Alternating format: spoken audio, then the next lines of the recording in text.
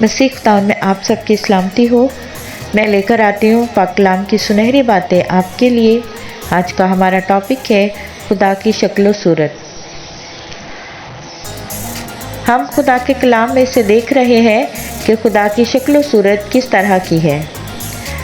پیدائش پہلا باب 2 آیت یہاں لکھا ہے، خدا کی روح پانی کی سطح پر جنبش کرتی تھی۔ لوکا 24 باب 39 آیت میں خداوند یسوع مسیح یوں فرماتے ہیں، روح کے گوشت اور ہڈی نہیں ہوتی۔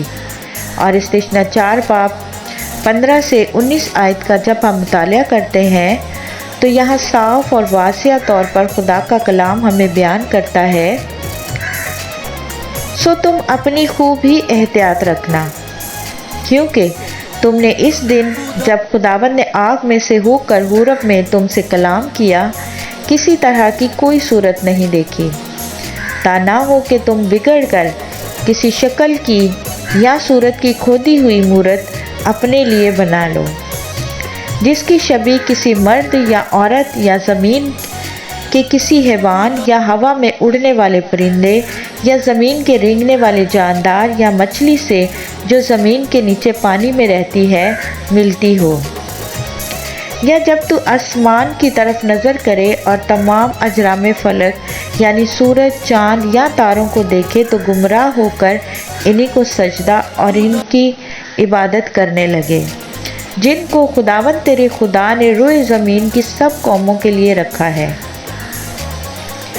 یہاں خدا کا کلام واضح طور پر فرماتا ہے کہ ہمیں کسی بھی طرح کی کوئی صورت یا مورت نہیں بنانی چاہیے، نہ کسی عورت کی، نہ مرد کی، اور نہ ہی کسی اور طرح کی، تاکہ ایسا نہ ہو کہ اس کے زور کو دیکھتے ہوئے، اس کی طاقت کو دیکھتے ہوئے اسے سجدہ کریں۔ اور یہاں تک کہ خدا کا کلام یہ بھی فرماتا ہے کہ اجرام فلک یعنی ہم سے دور آسمان پر نظر آتے ہیں، ان کو بھی سجدہ نہ کرو۔ خدا کا کلام پیدائش کی کتاب کے پہلے باب میں واضح طور پر بیان کرتا ہے کہ خدا ایک ہے، اور خداوند یسوع مسیح نے بڑی تفصیل کے ساتھ اس بات کو بیان کیا کہ روح کے گوشت اور ہڈی نہیں ہوتی، لہٰذا خدا کی شکل و صورت ہم نہیں بنا سکتے۔ کیا خدا کا شروع اور آخر ہے؟ کیونکہ جو لوگ ان چیزوں کی صورت یا مورت بنا کر ان کو سجدہ کرتے ہیں، ان کی مدت یا ان کی میعاد مقرر ہے، کیونکہ ایک دن وہ خاک میں مل جاتے ہیں۔ اگر انسان کی صورت بناتے ہیں تو انسان بھی اسی خاک میں واپس لوٹ جاتا ہے، اور اگر کسی جانور کی صورت بناتے ہیں تو وہ بھی ایک دن اسی خاک میں مٹی سے مٹی ہو جاتا ہے۔ لہٰذا خدا کا کلام واضح طور پر ہمیں فرماتا ہے، زبور 90 کی پہلی 2 آیات، اس سے پیشتر کے پہاڑ پیدا ہوئے اور زمین اور دنیا کو تو نے بنایا، ازل سے ابد تک تو ہی خدا ہے۔ یعنی ہمارا خدا جب یہ کائنات وجود میں نہیں آئی تھی، اس سے پہلے بھی موجود تھا، اور خدا کا بندہ زبور نویس اس بات کو بڑے واضح طور پر بیان کرتا ہے کہ اس سے پیشتر کے پہاڑ پیدا ہوئے، زمین کو اور اس کائنات کو تخلیق کیا، تو اس سے پہلے بھی موجود تھا۔ پہلا تموتیس پہلا باب 17 آیت میں لکھا ہے، اب ازلی بادشاہ یعنی غیر فانی نادیدہ خدا کی عزت اور تمجید ابد لا اباد ہوتی رہے۔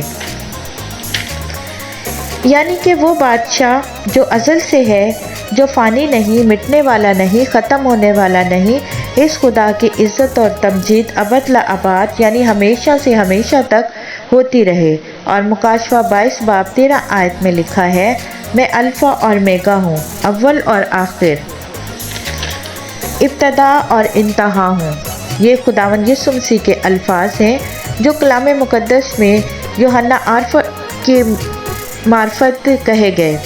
اور خدا کا کلام جب ہم پڑھتے ہیں زبور 90 تو زبور نویس یہ فرماتے ہیں کہ جب یہ کائنات وجود میں نہیں آئی تھی، اس وقت سے خدا ہے۔ پیدائش سے لے کر مکاشفہ تک تمام نبی رسول اس بات پر اتفاق کرتے ہیں کہ خدا کا نہ تو کوئی شروع ہے نہ آخر، وہ ازلی وجود رکھتا ہے، وہ ابد سے ہے اور ہمیشہ تک رہے گا۔